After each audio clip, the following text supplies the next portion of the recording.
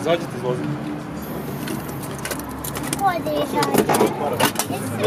Ostavite fotoaparat u vozilu. Molim? Ostavite fotoaparat u vozilu. Ostavite, naređujem da ostavite fotoaparat u vozilu. Kako je to naređenje, nije mi jasno. Ostavite... Evo, mogu da ga ostavim ovdje. Hajde tamo. Stojite mi na putu.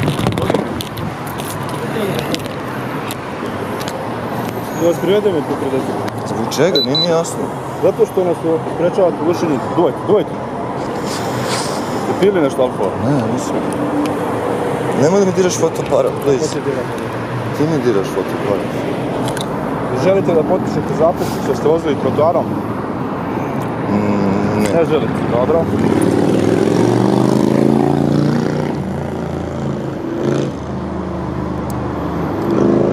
Želim da vidim vaše isprave. Ako vam nešto nije jasno, Ljermontova 12a. Ali kako ja mogu da znam da ste vi policajci? Vi mi niste pokazali vaše isprave. Da li mogu da vidim vaše isprave? Naravno. Evo. To je telefon.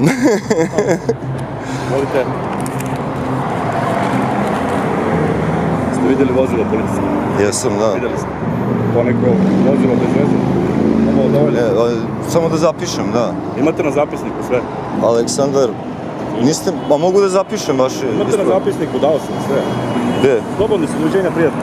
Izvinjaj, nisam vidio njegovu ispravu. Nisam vidio vašu značku. U vršenju službene dužnosti privešćemo vas, posljednji put vas upozoravam. Značku nisam vidio. Privešćemo vas, nemojte nas pričavati u vršenju službene dužnosti. Ja se izvinjavam.